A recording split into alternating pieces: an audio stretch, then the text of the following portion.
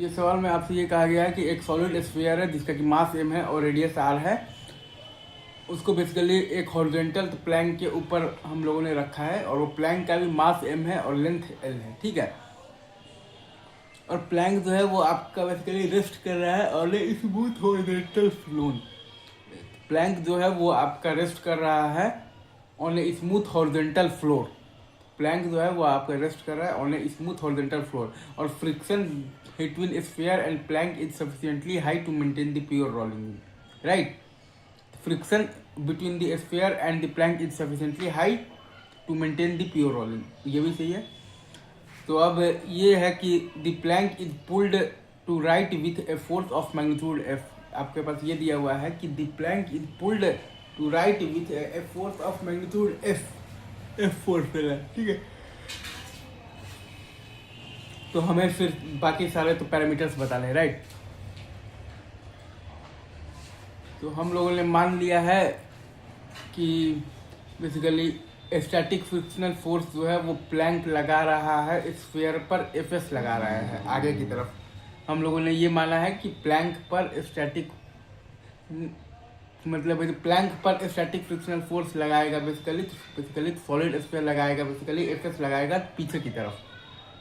Again तो Planck जो है वो सॉलिड स्फीयर पर स्टैटिक फ्रिक्शनल फोर्स लगा रहा है एफएस आगे की तरफ, और सॉलिड स्फीयर जो है वो आपका प्लैंक पर लगाएगा स्टैटिक फ्रिक्शनल फोर्स लगाएगा, एफएस लगाएगा पीछे की तरफ,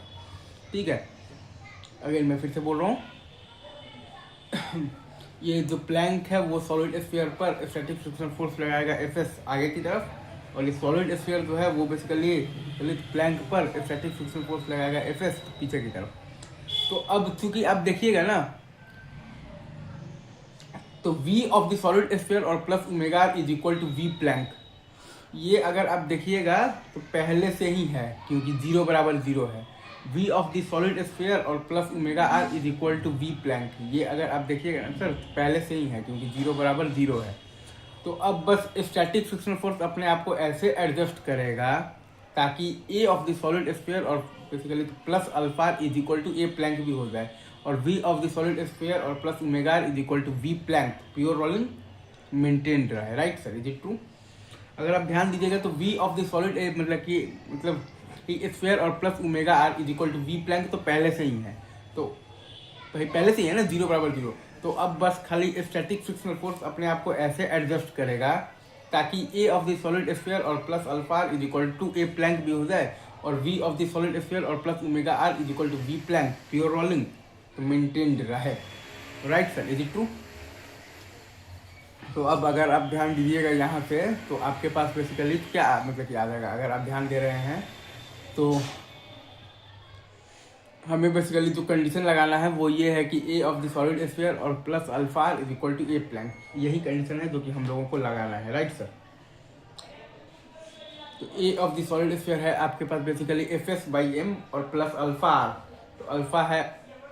आपके पास बेसिकली टॉर्क बाई आई, तो F S into R by I है आपके पास 2/5 mr square into are is equal to, आप जब लिखिएगा ना ए ऑफ द प्लैंक, तो ए ऑफ द प्लैंक आपके पास है क्योंकि ये प्लैंक सॉलिड स्फीयर, क्योंकि ये जो आपके पास जो प्लैंक है वो सॉलिड स्फीयर पर स्टैटिक फ्रिक्शनल फोर्स लगा रहा है एफ एस आगे की तरफ, तो सॉलिड स्फीयर जो है वो आपका बेसिकली तो प्लैंक पर स्टैटिक फ्रिक्शनल फोर्स लगाएगा एफ एस पीछे की तरफ, क्योंकि ये जो प्लैंक है वो सॉलिड स्फीयर पर स्टैटिक फ्रिक्शनल फोर्स लगा रहा है एफ एस आगे की तरफ, तो ये सॉलिड स्फीयर जो है वो प्लैंक पर स्टैटिक फ्रिक्शनल फोर्स लगाएगा पीछे की तरफ, राइट। तो ए प्लैंक आपके पास आ जाएगा बराबर एफ माइनस एफ एस और बाई एम, तो यहाँ से आप निकालिएगा तो एफ एस बराबर आपके पास आ जाएगा 2f बाई 9, एफ एस बराबर आपके पास आ जाएगा 2f और बाई 9 आ जाएगा, राइट सर। तो ए प्लैंक आ गया है आपके पास बेसिकली 7f बाई 9m, तो आपके पास ए प्लैंक का वैल्यू क्या आ गया है 7f by 9m। I guess ये सवाल लॉजिकली मैंने यहाँ पर अच्छे से समझा दिया।